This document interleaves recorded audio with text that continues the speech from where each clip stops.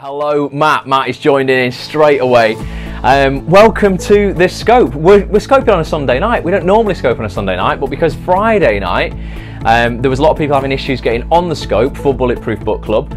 Sam is here. Hello, Sam. We decided basically, I think there's about 3 people who made it. No one else could get on. There's a few people watching on the web, but I was like, Barbu, how are we doing? I was like, right, we need to reschedule. So we just had a little chat, the people who made it on Friday night, and now we are back doing Bulletproof Book Club on a Sunday. So this means, Nina, hello, this means you've got Periscope tonight and tomorrow night rather than having any nights off. So you have a little double bubble there for you. Barbie, thank you for inviting your friends in the house first time round. Yeah, Periscope is working tonight. It was struggling on Friday a lot, so now it seems pretty stable. Everything is awesome. So guys, welcome. If you're watching this on the replay, thank you very much for tuning in as well. If you're watching it on Periscope on the replay, you can still hard it up. You can't comment like these people are commenting, but you can still hard it up if you're watching it within 24 hours of this going live. If you're watching it on YouTube, then please leave a comment underneath. Subscribe on YouTube. These will go on the Act on This, the TV Actors Network. It goes on the Act on This YouTube channel. Subscribe, and then you'll get notified every time one of these gets uploaded, because I always record my scopes and upload them. So how's everybody's weekend been? It's been a strange weekend, hasn't it? It's been pretty horrific watching everything unfold in Paris and what's gone on, and it's made me reflect an awful lot on so much of the stuff that we talk about on these scopes. But you paused for I'm a Celebrity. Cheers, Nina. Thank you. I'm a Celebrity started at 9 tonight, didn't it? Yeah. So well, you can look forward to that afterwards. But yeah, wow. I mean, we're going to talk about tonight about hustle and the way that people don't hustle for what they want in the world and what they want out of their life because of fear. And I think obviously what's happened in Paris, this weekend, and the world is changing in many ways. That fear will become a big part of people's lives if we don't take control of things, and we don't get to take control not just of our own lives, and obviously we need government to take control of various things. But I think personally, the only thing that we can do really is kind of take control of our own lives and our own actions, stand up for what we want, go after what we want, whether personal life, career, everything that you want in your life. And it's highlighted really just how grateful we all need to be just for being here. I was thinking before, people, if you're in pain right now, whatever you're going through, if you've got struggles in your career or in your relationships or in your life, you know what, you can be really grateful for those, because whilst you are feeling that pain, it means you're still here, and there's still time on the clock for you to do something about that. There's 129 people or so on Friday night who didn't get a chance, to do anything about that and have their lives taken away from them. So I think, sometimes we can kind of pity ourselves and feel very sorry for the situation that we're in because we're feeling down and we're feeling, the pain about that. But actually, let that pain remind you that you're still here, that you're alive. I'm not going to feel sorry for anybody who's feeling that, because whilst you're feeling that, you have still got time on the clock to change it. And that's all about hustle, which we're going to look at tonight, how we can hustle for things. Girly Whirly, good evening to you. How we can hustle for things that we want in our lives, and how we should not let fear take control, and how you can always change a situation around. So we're looking at Lewis Howe's book for book club in November. We've already looked at 2 chapters of it. It's called The School of Greatness. For those who don't know Lewis, he's a former pro athlete turned lifestyle entrepreneur. He's a great guy. Hey, Girly Whirly. He's a really, really great guy. He completely changed his life around. He had a sports injury earlier in his career. He was an all-American, professional athlete, really top of his game. Was going to go on to do great things in the American football world. Snapped his anterior cruciate ligament, ruined his career. He ended up basically sleeping on his sister's couch for a couple of years, not having a clue what to do. He was never particularly good at school. He was dyslexic. He decided to start something called the School of Greatness, which was a podcast, his own school, where he interviews some of the best minds in the world from all industries about how they have created success and greatness in their lives. He's now written a book on the 8 principles of greatness. We've looked at 2 of them, and tonight we are looking at a 3rd, and it's called Develop Hustle. It's chapter 4 of the book. We're going to listen to, I'm going to read you, story time again, guys. I'm going to read you a few pages of this chapter, and then we're going to do an exercise at the end. And I'm also going to show people a sneak peek of Bulletproof Actor. Now I'm building the course out. For those who don't know what Bulletproof Actor is, it's a mindset course that I'm releasing at the end of this month, well, in December, for actors. All about developing an unstoppable confidence, enabling them to go on and have infinite success. It's called Unstoppable Confidence, Infinite Success. I'm really well into filming all the units now. I've uploaded a lot, I've worked on it. I'm going to show you on my iPad. Those people who tuned in on Friday saw a little bit, but I'm going to show you a little sneak peek at the end of how it's coming on, just so you guys can see it and give me some feedback, see if you like it. You know, I'm making it for you, so it's got to be, you know, it's important that you guys like it. But yeah, so we're going to go over some of chapter 4 now. It's all about developing hustle, and we're going to hear a story about Lewis's brother. Lewis's brother is a guy called Christian House, and he didn't have a particularly great start in life, and we're going to hear about that. It affected Lewis, it affected his whole family. And Lewis went, well, Christian went on to do some great things. Kim, good evening. Glad you could join us. Christian, just talking about Lewis's brother, Kim. Lewis Howe's brother, a guy called Christian. We're going to hear about his story in tonight's chapter that we're going to read. And he went on to do some amazing things, but he turned a lot of adversity in his life into, you know, achievement, into triumph. Evening, Kim. So if you're all comfortable, and you know you've paused, I'm a celebrity. If you're all comfortable, I will read you. We've got it's going to be another about 20 minutes, 25 minutes, guys, as usual. And we're going to do an exercise at the end that I'd like you all to do if you've got time tonight, or you know you can do it sometime, you know, when you get a second. But it's important and it should help you with your hustle in order for you to develop hustle. So the chapter starts off and it says, it's a quote by an unknown. We don't know who said this, but they said, "No one is going to hand me success. I must go out and get it myself. That's why I'm here. To dominate, to conquer both the world and myself." I am plugged in. I am on aeroplane mode. Thank you, Kim, and I have got a copy. So I'm all on it tonight. I almost didn't plug the microphone in, but I managed to do that at the last minute. So I think that's pretty cool.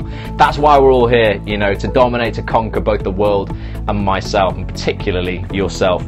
So it starts off, it says, in 1991, a college sophomore studying music in the American Midwest made the mistake of selling some drugs to the wrong person.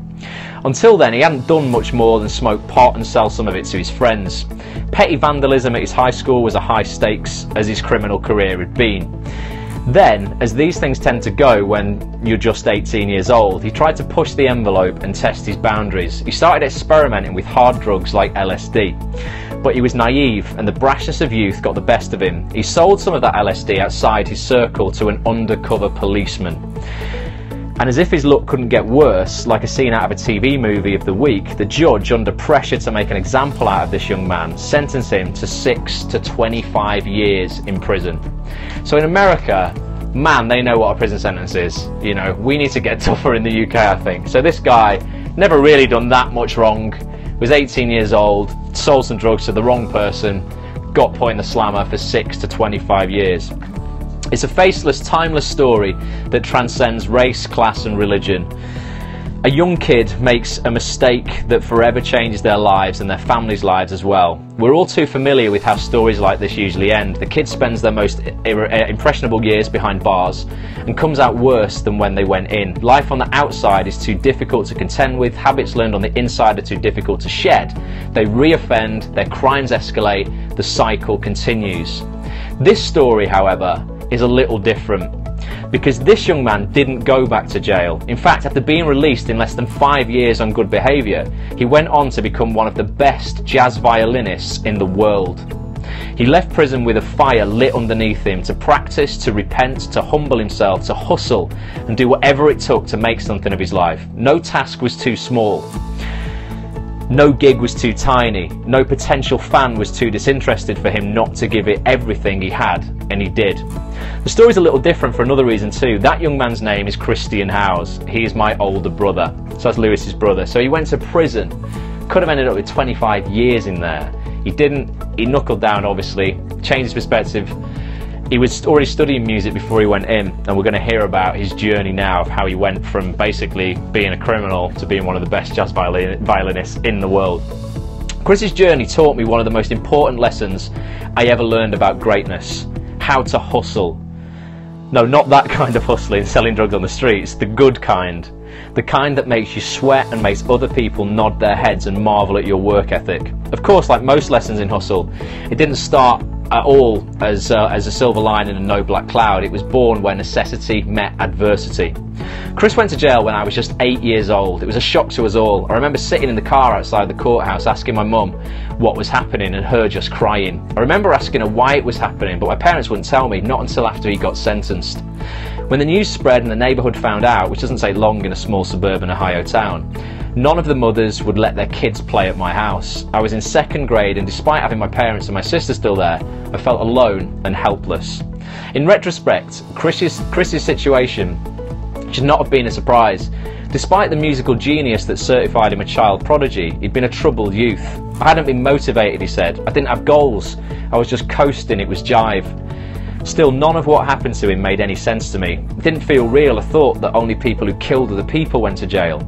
Chris hadn't done anything like that. Plus, he didn't look like what I thought prisoners would look like when I was a little kid. He didn't have a smashed nose like a Bugs Bunny gangster. He didn't have a wild beard and crazy tattoos across his back like an outlaw. He was just Chris, my big brother, whom I looked up to. He was still a great guy. He just made some dumb decisions. And what's more, when I saw him in person behind bars, he was still a hero to me. That didn't alter the fact that this was a stunning and traumatic part of both our lives. Prison isn't something a family usually comes back from intact. Chris would always be a convicted felon. I would always be the kid from a broken home with the older brother who went away. We'd always be that family down the street. If Chris had fallen into the trap that so many others do, he could have absorbed the trauma and spent his years in prison getting angrier and more resentful of the world around him. He could have blamed the cops, the system, our parents. He could have just given up. The list of places outside of yourself to lay blame is virtually endless if you look hard enough. Instead, he made a clear choice to overcome the stigma and the setbacks of his incarceration by resurrecting his life. He rededicated himself to his musical gift. When I got in there, he told me later, I had a purpose. I knew I wanted to be a better person. I wanted to be a man and do something with my life. Music was going to be that something. He persevered against the monotony and put himself in the right mindset, scheduling time with the prison band every week. The only white guy in a group that played gospel, rap, R&B and soul. I love a bit of gospel, R&B, rap and soul. Chris grew up playing classical music though. He embraced the challenge and earned what would be considered a kind of prison master's degree in music appreciation and the resilience of the human soul. He developed an unrivaled set of skills, both mental and physical, that would set him apart in the world of jazz and spark his unlikely ascent. To survive in prison, you have to overcome your own mind and protect yourself from everyone around you who's trying to take what's yours. Your stuff, your dignity, your sanity, your freedom. You have to be strong, not just physically, but also mentally. You can't give in to despair and lethargy. To have a chance on the outside once you're released, the challenge is the opposite, to break through the walls of people who don't want to give you anything you need. Respect, opportunities, the benefit of the doubt. When Chris got out, he had to overcome the reality of being a convict and the opinions, biases and fears of people he encountered as he tried to build his career. He did this with a freakish combination of passion and hustle, both in prison and out. So I'm going to go on in a second to just talk a little bit about what he did when he got out of prison. There's a couple of pages left, but I just think it's an amazing example. You know, somebody who, you know, a lot of people at that age would go into prison, and literally, like Lewis says, that cycle just continues. You know, they learn in the most impressionable years of their lives all this stuff in prison, surrounded by all these people who are, you know, in the same situation. They come out on the outside, they don't get given the opportunities because of the stigma that's been attached to them going inside. They end up re-offending, and they have this cycle. You must have seen it on prison documentaries where they just go in and out of prison their entire lives, wasting all of that potential, you know, that is there. So I think it's quite remarkable, you know, that Chris didn't go, you know, down that path. I'll read you this chapter here. It says there's a great quote from this is a Roman name, Publilius Cyrus, a former slave in Roman times who became famous for his wisdom. He said, "Do not despise the bottom rungs in the ascent to greatness." He said he was basically saying you are not too cool for school. That was Chris. When he first got out, he would perform anywhere. He started by playing for free at a local restaurant just to put himself out there and build a name for himself. Then he'd do hotel lounges, late night dive bars, tiny jazz clubs with 5 people in the audience. He would play whatever time slot they gave him for however long they needed him to play. He would put 100% of his blood, sweat, tears and soul into each performance to blow the doors off the place.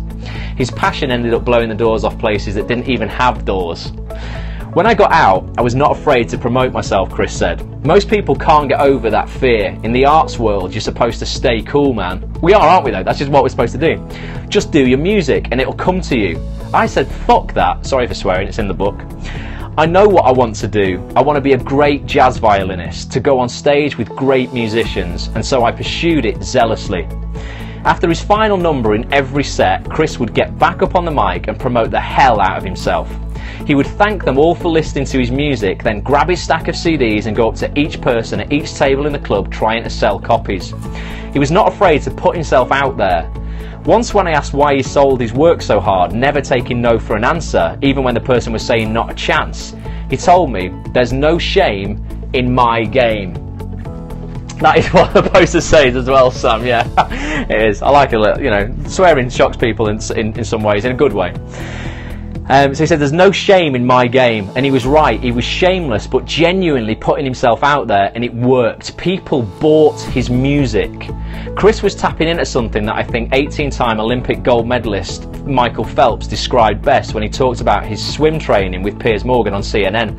He said, "If you want to be the best, you have to do things that other people aren't willing to do." I watched with amazement as Chris pulled out all the stops, persuading customers to invest in his records and his future. So I want you to think about that. Is there any shame in your game right now as an actor in your career, or whatever it is that you're doing? You might be watching this scope and you're not an actor, or you're not in the arts or whatever, but is there shame in your game? How many people here, heart this up, if you still struggle with this or you have struggled with this, when people ask you now, right now, if I come up to you and just met you for the first time, said, "Nina, oh, lovely to meet you. Kim, lovely to meet you. Sam, lovely to meet you. What do you do?" Would you hesitate before you told me you're an actor or an actress? Would you go, I'm trying to be an actor. You know, I'm a struggling actor. Or would you just come out with it confidently, "I'm an actor"?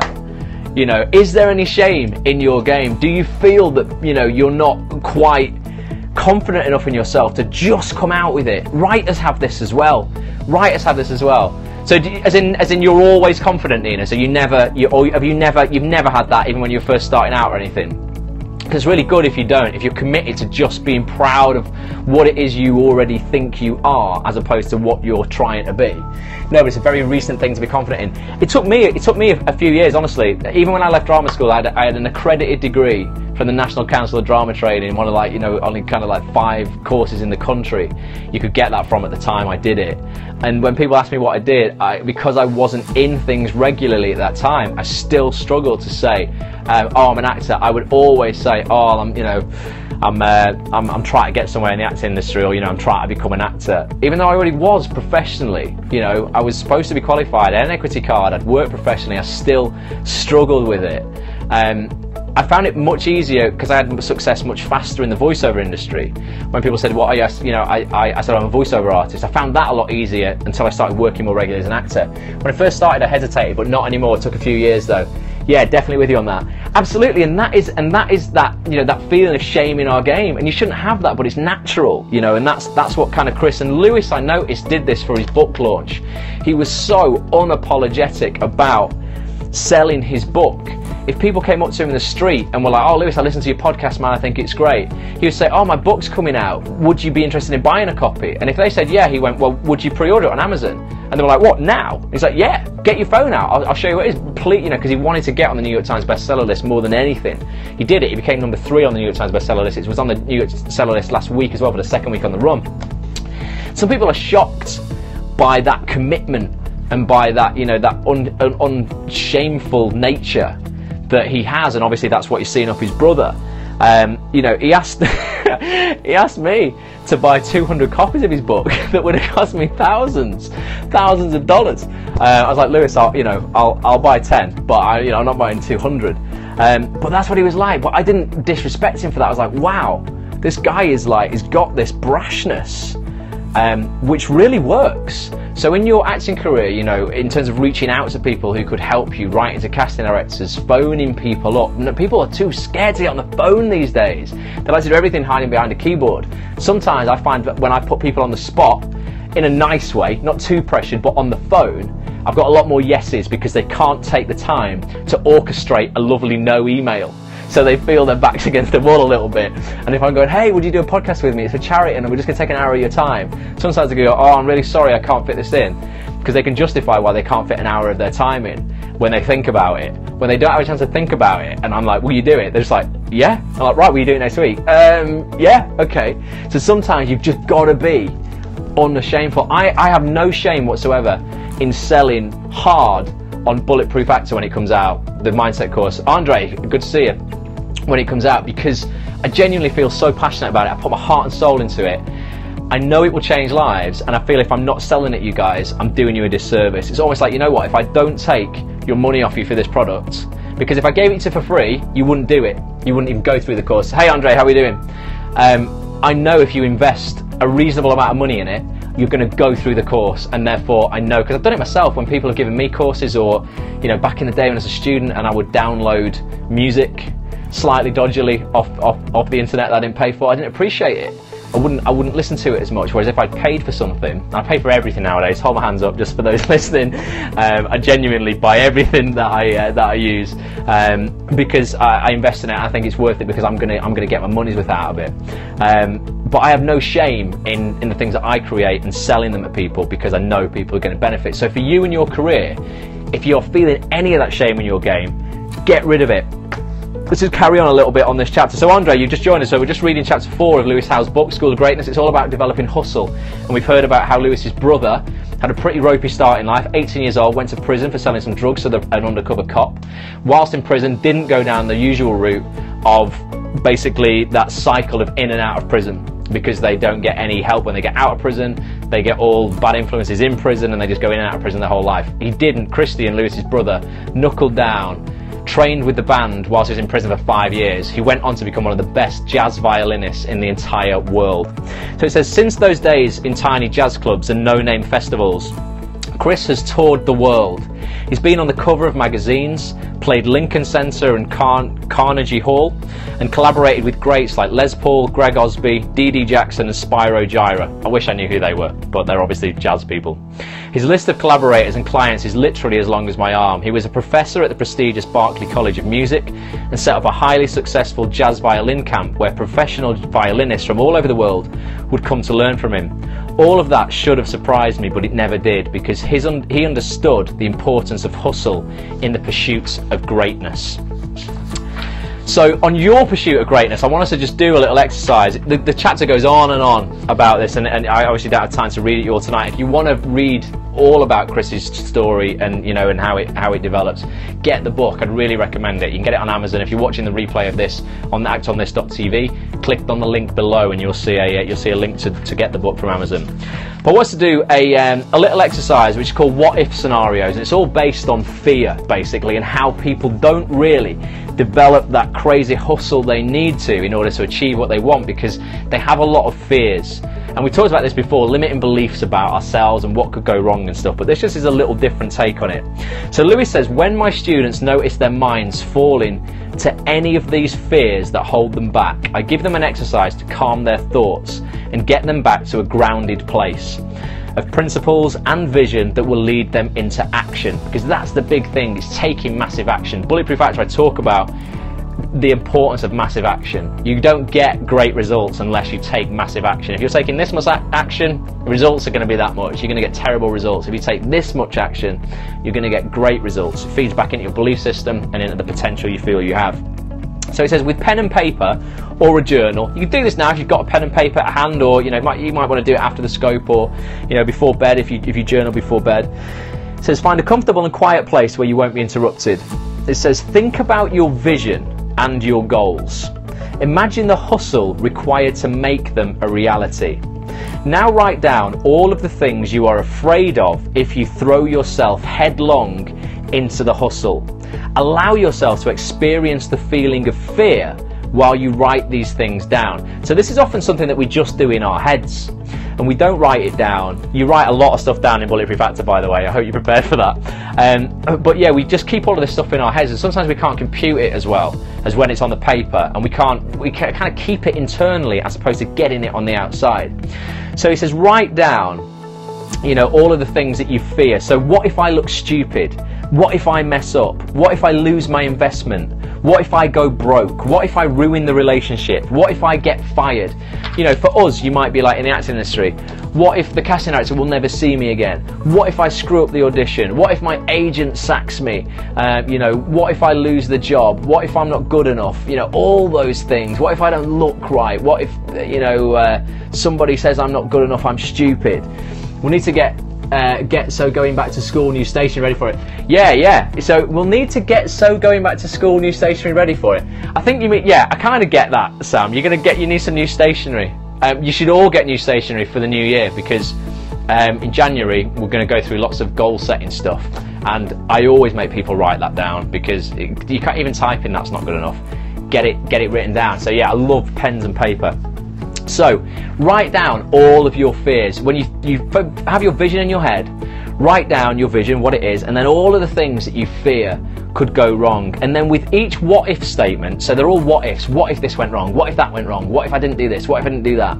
With each what if, write out all of the things that could go wrong, including the worst case scenario. So with what if I get fired, could go down the road of what if I get fired and my wife leaves me, and we lose the house, and we have to live in the car, and my friends stop talking to me, and I can't find another job. You know, literally everything. You know, you might be like, okay, what if I give up my jobs to pursue my acting career, and I don't get any acting work, and I can't pay my mortgage, and I can't feed my kids, and I can't afford to keep the house, and I end up on the street. Whatever it is, all your most insane fears for why you aren't doing the thing that you want to do. Write them all down, let it all out on paper, experience the fear with each possible outcome. Now, redirect each what if into a potential positive outcome. What if I get fired and it turns into a better job in a few months? What if I get fired and I can use the severance to take a well-needed family vacation? What if I get fired and I can spend a month reconnecting with my kids? You know, for people, when Kim left their job, and when I left my job, working in retail all those years ago, where I was convincing myself that's what I had to do in order to have an acting career. I needed to work 40 hours a week in a job I hated to support myself. Bonkers, but I justified it and thought it was right. I had all the fears of what if I leave this job, and therefore I can't afford to do this, I can't afford to go that, I lose these, I lose that privilege, I lose that thing that I like doing. All these kind of things, and make them worst case scenarios, and feel the fear with each of those things. But then turn every what if statement into a positive redirect, because remember, we can never, this is interesting as well, Steve Jobs said you can't connect the dots looking forward, you can only connect the dots looking back. And we spoke about this on other scopes. Some of the worst things in your life that have happened to you have probably ended up being the best things that have happened to you. Nina, you say when your husband decided to do one, you started your life again. It effectively injected you with the passion to become an actress, and it will have been probably some great amazing things came out of what at the time you thought was a really tragic situation. So turn all the things that you're scared of going wrong into positives, and to turn every what if into a positive redirect of what could be created instead. Again, your vision won't come to life without you assuming some risk or taking some action. Mistakes will happen no matter what. It's part of the game, it's part of life. Fear is a necessary component of that. It helps you calculate the risk, but you can't let fear make the decisions for you. You must feel the fear, process it, and do what you need to do to achieve what you set out for yourself. Absolutely, best thing after it. I only remember that, Nina, because one of the pieces of advice you gave one night, I can't remember exactly what it was, but it was one of the best things I've ever seen on one of these scopes. It was hilarious. I can't remember what it was, but it was on one of the scopes. It was brilliant. That's why it sticks in my mind. So a lot of times we don't have to hustle because we're afraid of the negative potential outcomes. We don't hustle, because we're afraid of the negative outcomes. But if we use that fear, that was it. Don't marry the yeah, I remember. Brilliant, Nina. So a lot of times we don't hustle because we are afraid of the negative potential outcomes. But if we use that fear, process it, and shift our thinking towards the positive potential outcomes, we can turn that fear into faith. When people hustle, it's not because they have no fear, it's because they've harnessed it instead of letting it harness them. So just ask yourself, whatever it is that you want to do right now in your life and and your career, And it might be things to do with the acting industry, it might be other passions of yours, and that's cool. We spoke about having other passions. You know, I've got lots of other passions that aren't just my acting career. Is fear, you know, harnessing you, or are you harnessing fear in a positive way? You know, are you letting those negative what if statements drown out those positive what if statements? And like I say, we can't connect the dots looking forward. We have to leap, you know, we take that courage, the net appears, you know, we get from courage, we get the commitment, capability, and ultimately confidence in what we do, and you know, we go after a life that we want, as opposed to letting fear control us. We let fear serve us rather than us serving fear. So it's interesting. Let us know now if you know, if that resonates with you. Give us some hearts, or let me know, you know, what this week you're going to do that you might have otherwise been afraid of doing, or you might have been thinking about for a while, and you're still like, I don't know if, you know, if that happens, or if I go down that road, what if this happens, what if that happens? You know, there's a lot of, you know, of those what if statements in our lives, and you know, and particularly as we've just seen this weekend, as I was saying, you know, at the start of this scope. I mean, God, you know, we're living in a world now where it's amazing to see, you know, the Parisians, the kind of solidarity between them all, you know. And there was marches on the streets today, and people holding up, you know, placards saying, you know, we are not afraid, and they, you know, they're standing up for their liberty and what they believe in, and their rights, and you know, a really kind of base level. You know, we all, you know, feel we've got problems when we don't get an audition, or we don't get what we want out of our careers and things. To actually have your fundamental human rights of just feeling safe, you know, taken off you, is something completely different, and that's an entirely different kind of fear. But it still relates to the fact that, you know, if you're feeling that fear, you're not going to go out and have a coffee in a cafe if you feel, you know, that you're not going to be safe. You're not going to go to the theatre or to a concert if you don't feel safe. You know, and we've got to just, you know, take control of that fear, you know, and just not let it stop us, you know, doing, you know, what we want to do in our lives. I think, if anything, it's such a stark reminder that we need to do what we want to do right now, because, you know, I don't want to sound morbid like, but you don't know what's going to happen, do you? What's the point in spending the next few months or whatever unhappy, not doing what you want to do, if, you know, for, well, whatever reason, you know, life can be ended very, very quickly, not just, you know, when it's taken from you, but, you know, other things can happen that aren't terrorist related or anything, you know, like that. But we just sometimes feel that we're immortal, and we forget we're mortal, and that, you know, that we should be doing what we want to do now whilst we can, ultimately. So just think about that. Think about how you can develop hustle this week to go after what you want to do. I think it's pretty cool doing it on a Sunday night, because it fires me up for the week then, for doing it, you know, to go, right, let's go attack this week. Giving up my job is still the best thing I've done. I'm loving studying acting. I think it's awesome, Kim. Take a chance on someone that told me, take me on a date, it's been a long time. Oh, amazing. Yes, do that. Off to Spotlight tomorrow, just to reconnect with Emma Dyson. Great, amazing. See that? That's brilliant. And that's all stepping out. There's things where you're all stepping out of your comfort zone there to go after what you want to do, and to not let fear control you. You know, the only thing, what did they say? I wrote an article, you know, the only thing to fear is fear itself. Fear isn't even real. It's not a tangible thing. It only exists in your mind. You can't see it. It appears in here. It's the only place that it appears. I'll tweet a video on fear as well. A great motivational video all about fear and overcoming it on my Twitter. Follow me, it's @RossAGrant. I'll do it straight after this scope. I still have moments where I'm afraid I've made the wrong decision, but I'm working through it. You know what, Kim? You're never gonna stop feeling that. Every decision we make, we're gonna have the fear that, is it the right thing to do? But like I say, you can't connect the dots looking forward. You can only connect the dots looking back. And when I look back on some of those biggest decisions that I've made, about, you know, and the ones that have been the scariest, I look back at them and sometimes I go, wow, you know what, if I hadn't have done that, then this wouldn't have happened. I wouldn't have met that person, I wouldn't have known that, I wouldn't have gone on to see this, I wouldn't have gone on to do that, I wouldn't have got that opportunity. It's sometimes pretty crazy when you look back at all of the things that had to happen for you to be in the place you're in now, whether that's good or bad. You know, you take responsibility for your decisions, and you really are. I mean, literally right now, I said this a few times, but we are here on this scope, guys, literally because of every decision you have ever made up until this point. The decision to probably look at your Facebook notification tonight when I posted that I'd be live at 10 o'clock. The decision to download the Periscope app. feel the fear and do it anyway. It's a book I need to get, Nina, definitely. I've heard so many people speak about it. We're going to do it on book club, we've got to. But yeah, your decision literally to swipe across your phone when it came up Ross's live on Periscope, and and select that, your decision to even have a device capable of Periscope that you probably bought a year ago or whenever ago it was, that you can do it. Every decision you've ever made has brought you to this point, literally right now, where I am able to talk to you and you're able to communicate with me. It's bonkers when you think about it, but that just means that moving forward, if we all want to increase our fulfillment and our productivity and everything in our lives, we just need to basically be aware of the decisions we're making and aim to make the best decisions we can possibly make. And we don't know that all the time. We just got to have faith we're doing it. I'm still sick of the word journey and process since MA degree, but it's all true. Yeah, no. Once, I won't tell you who it is, but once an acting teacher who I was going to pay to go on their acting course, and I think I did a bloody good job in the audition as well. He sent to all the people who didn't take on the course, he sent them a generic email, like, dear sir, madam, whatever.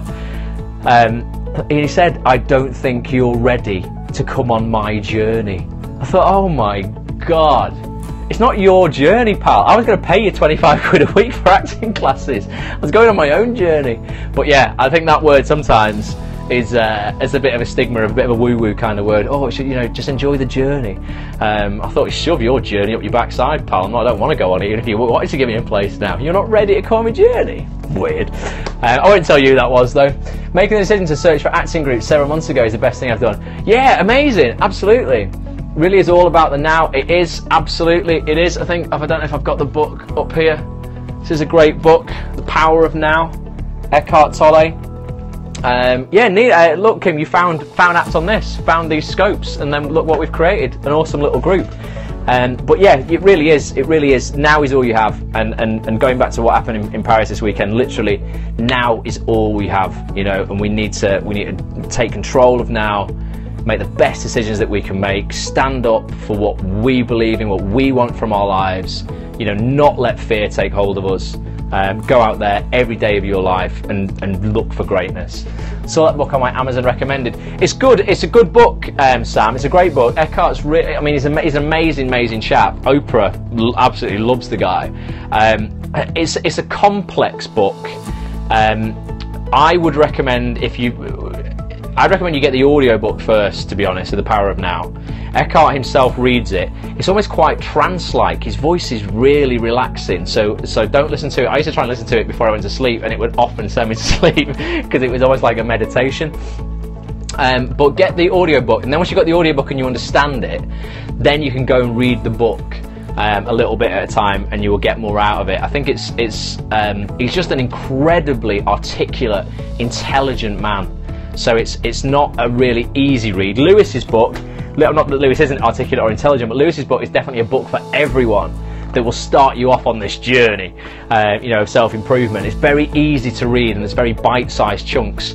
The Power of Now isn't particularly bite-sized, and it uses quite a lot of philosophical kind of language, but it is brilliant. It's life-changing for a lot of people I know who've read it, and the whole concept around it was definitely life-changing for me. I read it at a time where I really needed to read it as well. I wasn't in a good place, and it really helped me. So if you're struggling with anything, I would definitely recommend you get the book, but get the audiobook from iTunes. It's really cool. So check it out, guys. If you like what you hear about Lewis's book, we've got one more book club, I think. What's the date today? We might have two more book clubs on Lewis's books. We've got 2 chapters to read. The next book club is going to be Friday. Let's just vote on what chapter we want to read.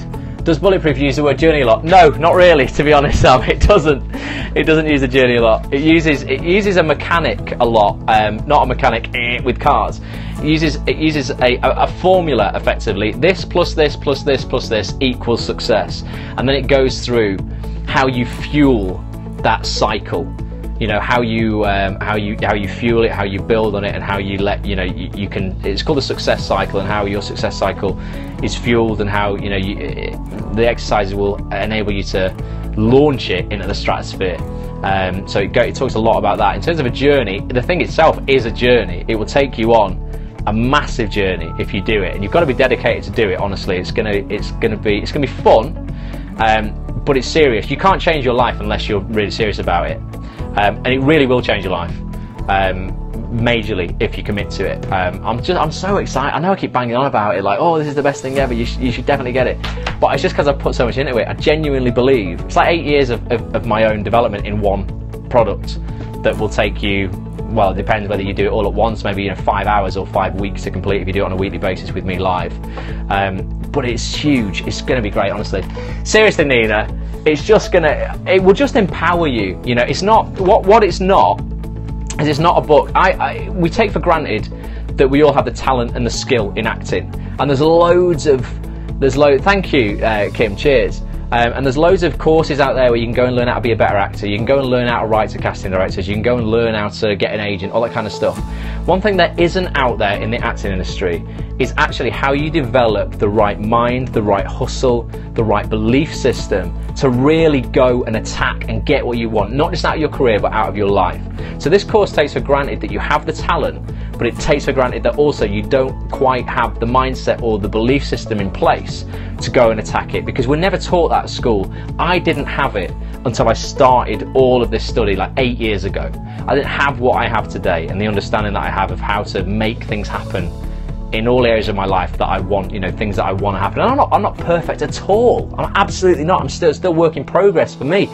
But there's all this stuff that I've learned that I just want to get out there and teach other people, because it's had such a massive impact on my life. So this stuff, coupled with your commitment, to acting on it, you must act on it, take action on it all. And just by getting through the course, you will have proven to me you have taken that action, because to get through the course is going to be, an undertaking. It should be enjoyable. Some parts of it will be uncomfortable, without a doubt. Some parts of it you're going to learn things about yourself that you didn't even know. You really will. You'll learn things that you didn't even know why you operate in that way, or things that you unlock that you're like, oh my god, now I get it. Now I understand my why I do things, or what my why should be, why I need to do things. And it really will just supercharge you for 2016. I just want to honestly, I think it's amazing for us guys, you guys particularly who always attend these scopes and are kind of invested in this. I want to make your 2016 the best year you've ever had in your life, regardless of what age you are now. 2016, we will together make it the best year of your life. It is going to be the year of greatness. It is, honestly, and I want to kind of coach you personally through that and see that happening, for you. And particularly if you can get the self-study version of the course where you can do it on your own, or there's a live version where you do it on your own, but then the course is 5 units. Let me get the units. So they're pretty big. Starts off units 1 and 2 are just an introduction. They're all high quality stuff, this though, guys. And I'll show you on the iPad how it works. So the lessons all kind of look like this. You will have seen, some of the lessons. And there's a success cycle. That's what the entire course is based upon. How you fuel your success in life. It's a simple dynamic, but there's so much that goes into it. And then the booklets. I mean, this booklet is like, I think this is only about 20 pages, unit 1. But then you have there's it's also the year of 1030, amazing, brilliant.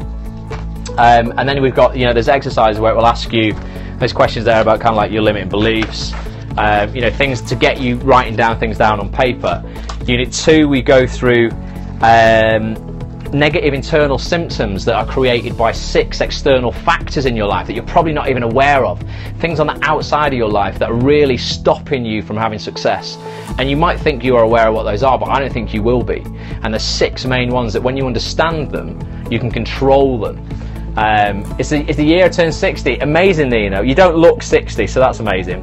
And there's kind of like, this is all about language.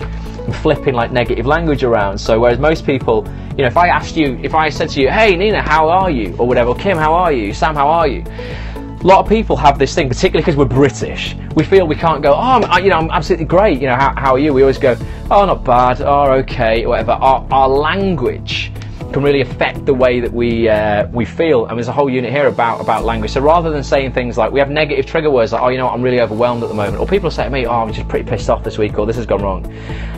If you feel overwhelmed, saying you're overwhelmed is going to make your physiology feel overwhelmed, and you're going to feel that internally. wouldn't it be better if you come out with language that, you know, rather than going, I'm overwhelmed, like, you know, oh, you know what, I'm really busy at the moment, but I'm blessed with opportunity right now. I'm just figuring out, you know, I've got all these opportunities, but I'm just figuring out which ones I should keep and which ones I should throw away.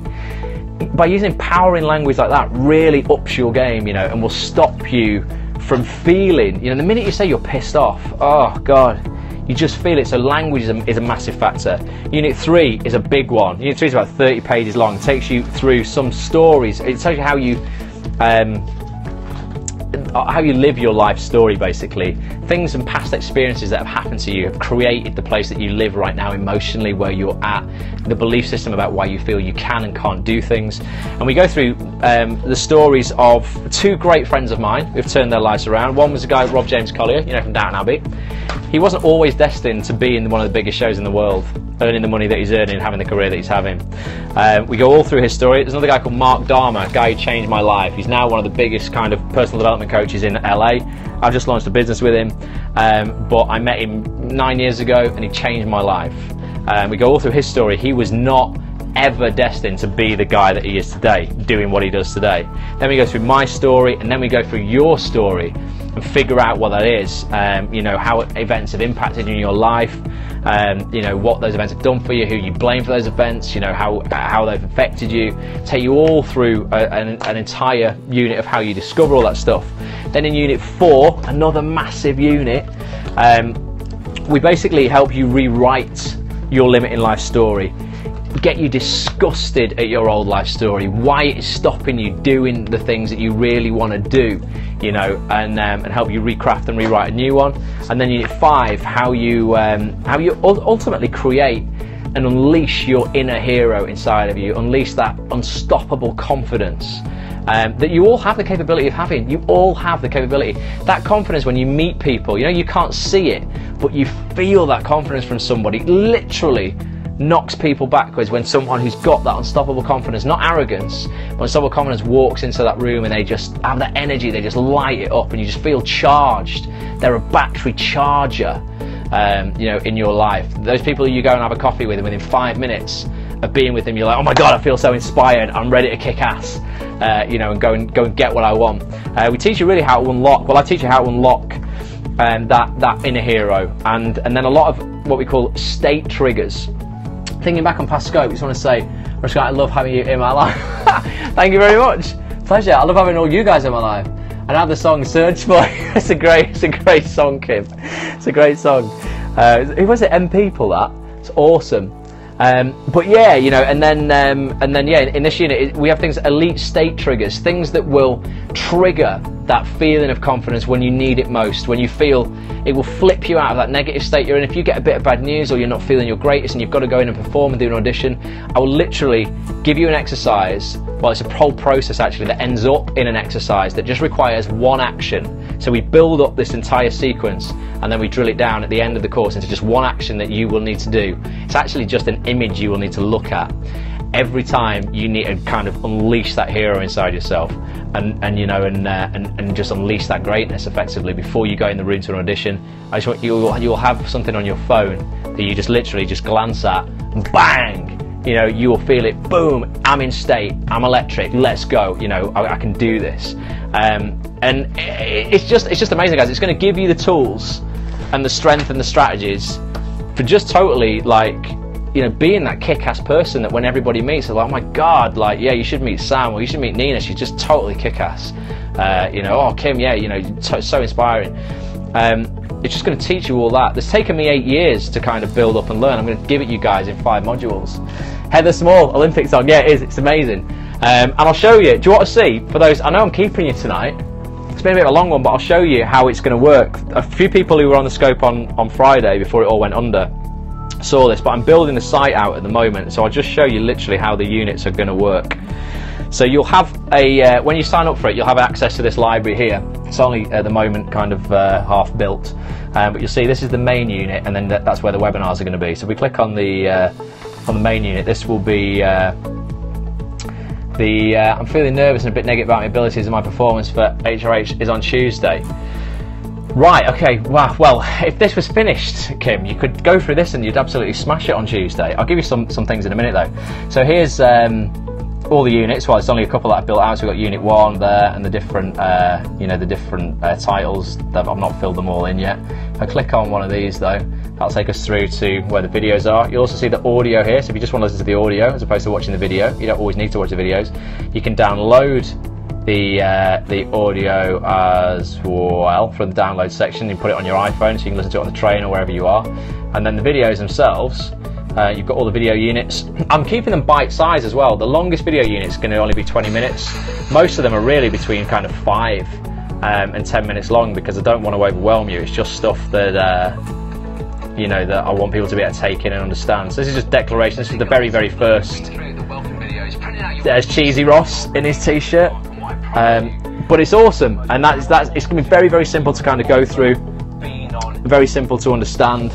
Bite-sized units, things that you'll just be able to go, you know what, I've got 10 minutes now whilst I'm on the train. I'm going to listen to a unit, going to get in the mind space. Watching Ross, yeah, it's a bit weird, isn't it? You know, definitely. But yeah, in terms of your performance on Tuesday, Kim, do Lewis's exercise. Write down all those things. Maybe I'll give a free t-shirt away with everyone who buys the course. I'll get Bulletproof Actor t-shirts printed up. That would be quite cool, wouldn't it? I could do that. I could definitely do that. Only for the initial launch, just for the exclusive for the people who invest first. But yeah, do Lewis's exercise, Kim. Write down what you're scared of going wrong in your performance, and then write down and feel all that fear, and then write down the what if statements that are positive. What if I do this performance and this could happen? You know, an agent could see me, a casting director could see me. You know, I could meet someone who comes to watch it that could lead on to this and further work, and all the positive what ifs, you know, that could come out of that. And then and just, you know, just go out there and believe in yourself. You know, any limiting beliefs you've got, prove to yourself why they are bullshit. You know, you need. I'll do an entire scope on how we get beliefs. And beliefs start off as an idea. And if you imagine a tabletop is the initial idea. So the initial idea is, I'm not good enough. My acting performances, you know, aren't good enough or whatever. That's the idea. Before it can become a belief, and a true belief that's proven, you need to add 4 legs onto that idea. So you've got the tabletop, well, you need to add 4 legs on it to make it a table. So for that to be true, you would go, well, no, you know, everybody says I'm rubbish at acting, and no one's ever commented that I'm good. That would be 1 table leg. Is that true? No. So it's bullshit. Second leg, you might go, okay, well, for that to be true, you know, I've never been given an acting job. Can that be tomorrow's scope? Yeah, we could do this. We could definitely do this. You know, so you could go, right, well, I've never been given an acting job before. No one's ever employed me. Well, if they have, that's bullshit. So you can't have that either. Unless you can give me 4 true beliefs that prove, well, 4 true facts that you can add on to that idea that you're not good enough and your performance isn't going to be good enough. If you can give me 4 things that back that up, you know, with concrete evidence, then I'll let you have it as a belief. Until you can do that, you're not having it as a belief, because it's bullshit. It's just you in your mind, you know, just it's a belief that's been pushed onto you by somebody else or by yourself that should never have been your belief in the first place. You know, and it's limiting. Like the elephant we talked about, when it's younger, he's put on that pole and decides it can't escape. 25 years later, when it could easily escape, it doesn't even try, because of the limited belief it created 25 years ago. So that's another thing you must remember as well. If those things were true a few years ago, have you evolved? Have you got stronger? Have you practiced more? Are you more capable now? Inevitably you will be. So we need to prove that our limiting beliefs are nonsense, and that's what we do in Bulletproof Actor. And then we actually flip them, and we turn those limiting beliefs into empowering beliefs, and how they actually serve you, what they've done for you, you know, past experiences that have been negative, actually what they have done for you and made you stronger today. But definitely do Lewis's exercise, everybody. Write down all your fears, what you're afraid of, those negative what if statements, and then flip them into positive what if statements. What if it all goes right? And this is one of the best performances that I've ever done. You know, it's that's what you need to be thinking about when you go out there, because you get what you focus on. If you focus on mucking up, you will muck up. If you focus on giving the performance of your life, you will get the performance of your life. It's the same as parking a car. If you focus on that bollard you don't want to reverse into, focus on it too much, you'll reverse into it. Okay, focus on the parking space you want to reverse into, and you will move into the parking space. You won't hit the bollard. Most people just focus on what they don't want, and that's what they end up with. So there we go. I won't take up any more of your time, guys. It's been a 55-minute scope, but it's been amazing. Thanks so much for your patience as well, for understanding Friday, just technical issues. It's been great being able to talk to you at the start of a week. Hopefully that'll energise you moving forward for the rest of the week. And I'll be back tomorrow. We don't even have a night off, so I'll be back tomorrow night. Kim, yeah, let's have a look at those ideas that I just talked about then, and how we actually prove to ourselves and disprove limiting ideas. If I can, I'll create a presentation on that. I'll see what time I've got tomorrow and see if we can make that happen. Pleasure, Laura. Thank you for joining. Thank you if you're watching this on the replay as well, for spending this much time with us. If you are new to these scopes and you want to watch all the past scopes, this is about scope number 45. Go to actonthis.tv, particularly if you're an actor. Click on Periscopes in the top menu and you can watch all the replays. Thank you, Nina. Cheers for joining us. You can also, if you're interested in Bulletproof Actor, get on the waiting list at bulletproofactor.com, leave your email address, and also join our secret Facebook group. It's facebook.com/groups/Bulletproof Actor. Thanks, Ross. Regular list commenters, pleasure, absolute pleasure. Have a fantastic week, everybody. Thank you so much for joining me. I appreciate you all. Remember, do not let fear, particularly as we've been reminded this week, don't let fear stop you from going out and doing what you want, getting what you want. Control it. Be in charge, harness it, don't let fear harness you. Until tomorrow night, guys. See if we can end this elegantly. There we go. I can, the button has appeared. Thank you so much. I'll catch you soon. Bye for now.